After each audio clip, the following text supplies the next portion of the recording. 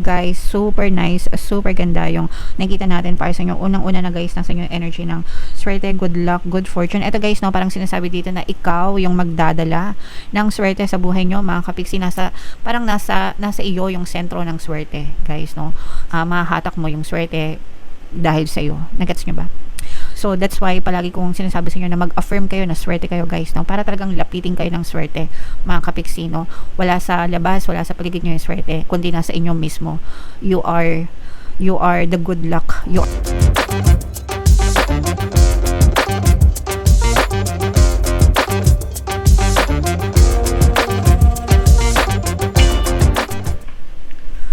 Hello guys, hello Gemini, welcome back to Pinay Pixie Tarot. Ang pamagat ng episode natin for tonight is full moon kapalaran para ngayong November guys, para sa Gemini, Sun, Moon, Rising Sign, and Venus. Yung ating full moon guys ngayong November ay sa November 5 mga kapiksi. Tapos yung next na full moon naman natin ay sa December 4 guys. So ang reading na to ay para sa period na yan. And super moon din guys yung ating full moon ngayon, and ang pamagat ng ating full moon ay beaver moon mga kapiksin. Okay, so unahin natin to guys. Ito yung moon message para sa inyo, napakaganda mga kapiksi. Conclusions are within reach, no? So ibig sabihin, pag may conclusion, ibig sabihin patapos na. Kung ano man yung mga pinagdadaanan nyo, mga kapiksi.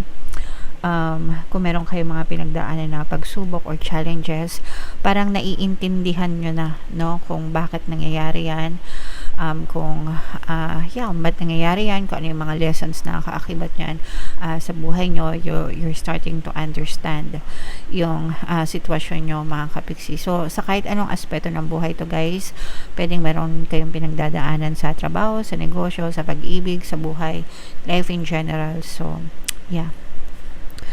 And attuned to the moon, that which is meant for me will not pass me by. So ibig sabihin nito guys, kung para sa'yo talaga. Okay, kaya nga yung sinabing pag-ukol, kapag bukol may uukol, kapag ukol bubukol.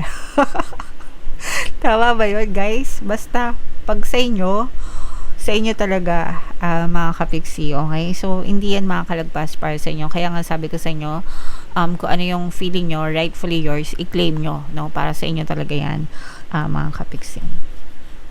So, additional meaning na tong card na to guys, doors which slam shut now will not reopen. So, yung mga nagsasara ng mga oportunidad guys na maaring hindi na yan magbukas ulit next time. So, pwedeng once in a lifetime opportunities lang yan. So, kapag may opportunity talaga guys, dapat alam nyo yun, sinasamantala nyo, huwag nyong palampasin, mga kapiksi. Okay, it's time for you to get back on track. Okay lang guys na minsan nagpapahinga tayo, lalo na kapag super pagod tayo sa buhay natin, di ba? Minsan meron tayong mga gustong ma-achieve sa buhay natin, so kumikilos tayo, pero dumadating tayo dun sa point na nababurnout tayo, nade-demotivate tayo. So dun sa mga time na yon guys, kailangan nyo magpahinga, okay? Para hindi kayo masyadong ma-stress, di kayo mag-worry. And then kapag nakapagpahinga na kayo, kumalma na yung isip nyo, nakapag-recharge na kayo, it's time to get back on track, no? I-assess nyo ulit yung buhay nyo. Is this what I really want? Gusto ko pa ba to? Gusto ko pa ba tong ituloy, di ba? So assess nyo yung sitwasyon nyo mga kapiksi. Forgiveness will set you free of karma, definitely guys, especially if mayroon kayong mga karmic connection with other people guys. Ang makakapagpalaya sa inyo guys ay talagang forgiveness lang mga kapiksi. So dapat marunong kayong magpatawad din, no, sa ibang tao.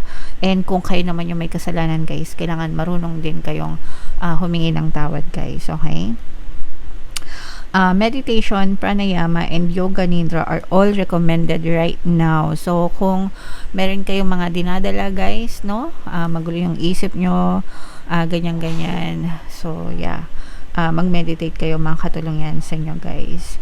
Seed control and let events unfold. Huwag nyo masyadong kontrolin yung mga bagay-bagay sa buhay nyo, kasi mapapraning lang kayo guys, no? Hindi natin yan makokontrol talaga. So ipagpaubayan natin lahat yan kay universe, mga kapiksi. Pagdasal nyo na lang yung inyong mga sitwasyon sa buhay. Okay? Alright, so yeah, that's your moon message, guys. Comment down below if naka-resonate kayo. So shuffle natin to, guys. Hanapin natin yung energy ng moon at saka yung energy ng Gemini. Habang sinashuffle ko to, panoorin nyo muna, guys, yung video natin regarding sa ating paano mag-manifest ng abundance video course. Kapiksi, sawa ka na ba sa mga struggles at hirap sa buhay mo? Masipag ka ba at masikap sa buhay ngunit hindi ka pa rin umaasenso? Ilang beses ka na bang nag-attempt mag-negosyo at mag-invest pero palagi ka pa rin nalulugi? Sa pagkakataon na ito ay maaaring may subconscious beliefs ka na nagiging balakid sa iyong pag-unlad at pagyaman. Introducing, paano mag-manifest ng abundance video course.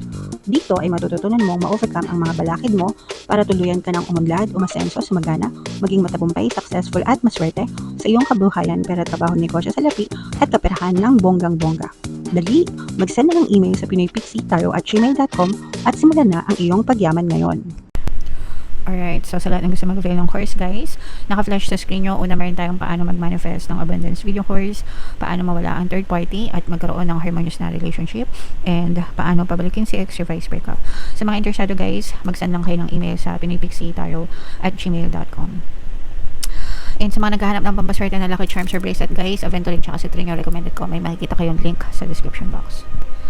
So Gemini, guys, kaya na-represent ng King of Wands dito sa deck na to ang air sign, ay na-represent ng Wands suit. Tapos ito naman yung ating moon energy, mga kapiksi. So latag natin yung spread nyo, guys. Kung hindi nyo pa napapanood yung ating 2026 pick a card kapalaran, guys, punta lang kayo sa ating homepage, mga kapiksi. Wow, so napakaganda nito, guys, no? Meron ditong presence ng fire element, Aries, Leo, Sagittarius. For some of you, guys, maaring may fire element kayo sa inyong natal chart, or you may be dealing with another fire sign. Guys, super nice, super ganda yung nakikita natin para sa inyo. Unang-una na, guys, nasa inyo yung energy ng swerte, good luck, good fortune. Ito, guys, no, parang sinasabi dito na ikaw yung magdadala ng swerte sa buhay nyo, mga kapiksi. Parang nasa iyo yung sentro ng swerte, guys, no. Mahahatak mo yung swerte dahil sa iyo. Nagets nyo ba? So, that's why palagi kong sinasabi sa inyo na mag-affirm kayo na swerte kayo, guys, no? Para talagang lapitin kayo ng swerte, mga kapiksi, no? Wala sa labas, wala sa paligid nyo yung swerte, kundi nasa inyo mismo. You are the good luck. You are the good fortune yourself, mga kapiksi. So, pagdating sa swerte, guys, palagi kong sinasabi sa inyo na mag-affirm kayo, swerte ako, swerte ako, swerte ako, swerte ako sa lahat ng aspeto ng buhay ko. So, yung affirmations na yan, guys, palagi ko sinishare sa inyo.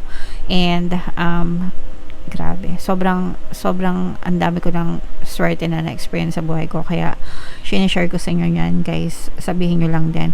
And talagang, these are financial gains, mga kapiksi. So, pag sinabing financial gains, guys, dagdag pera, dagdag income, dagdag kita, no? Talagang suswertehan kayo kasi talagang madadagdagan yung pasok ng pera sa inyo. Kung maganda na yung source of income nyo right now, kung stable na, mga kapiksi, maaari pang madagdagan yan, maaari pang manganak, mag-multiply, no? Kasabay ng swerte nyo, mga kapiksi. So, i-main-main nyo na yan sa comment section, guys. Mine, swerte sa pera, swerte, good luck, good fortune, more income, more kita, mga kapiksi. Lalo na sa mga nagnenegosyo, guys, kung kayo ay nagnenegosyo, nakikita natin na mas lalong nagiging strong yung negosyo nyo. Ibig sabihin, lumalakas yung negosyo nyo, lumalakas yung benta nyo, lumalakas din, guys, yung relationship nyo sa mga kliyente nyo, no? At saka yung mga relationship nyo sa mga business partners nyo, guys, no? So, kumikita, lumalakas, more money, more income, guys. Maganda din yung inyong energy sa relationship, mga kapiksi. Eto, guys, nakikita natin na swerte din kayo sa relasyon, swerte kayo sa pera, swerte kayo sa relationship, guys, no? This is harmony. Harmonious, guys. Harmonious relationship.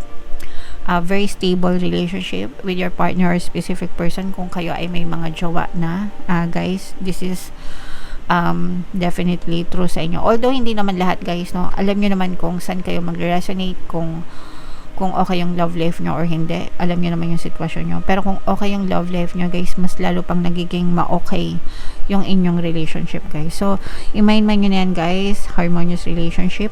Pwede kayong makinig, no, ng ating mga relationship subliminals, pampabalisa, pampamiss, pampamahal. Lahat yan effective, guys. Nagpo-post ako ng mga comment minsan sa community tab para mabasa nyo, or pwede rin basahin nyo, guys. Yeah, so meron ditong presence ng water sign. This is success, guys, no? People will cheer up on you. Mag-cheer yung mga tao para sa inyo, mga kapiksi, no? Especially kung meron kayong mga bagong binabalak na itaguyod or gawin sa buhay nyo. Let's say kunwari naisipan yung mag social media, yung mga tao sa paligid mo talaga susuportahan ka, mga kamag-anak mo, mga friends mo, ililike nila yung mga videos mo, magpa-follow sila sa inyo. Kung gusto mo mag-online selling, yeah, mararamdaman mo na talagang dumadami yung mga followers mo, supporters mo. And you will be very, very successful, guys. Ito, nararamdaman natin na if you are just starting, kung nagsisimula pa lang kayo, guys, ituloy-tuloy nyo yan kasi malayo yung mararating nyo sa buhay. Malayo pa. Simula pa lang yan, guys, pero malayo pa yung mararating nyo. So, hindi nyo makikita yung resulta kung titigil kayo, kung mag-give up kayo. So, wag kayong susuko, guys, kasi promise, malayo yung mararating nyo sa buhay. Okay? So, magtatagumpay kayo. I-mind nyo na tong mga success na to. Good luck, good fortune. Success, victory. Yan. So, i-mind nyo na yan sa comment section. Okay? So, napaka-positive, Gemini, napakaganda ng inyong, walang bahid ng negative, guys, no? As in, puro positive yung nakita natin. So, congratulations sa inyo, Gemini. Alright. So, i-mind nyo na yan. Ito yung ating 2026 kapalaran, guys. Panoorin nyo na. Ito naman yung ating success stories ng paano mag-manifest ng abundance video course. Click here to subscribe, guys. Thank you for liking, sharing, and subscribing. See you next time. I love you all. Have a nice day. Bye-bye.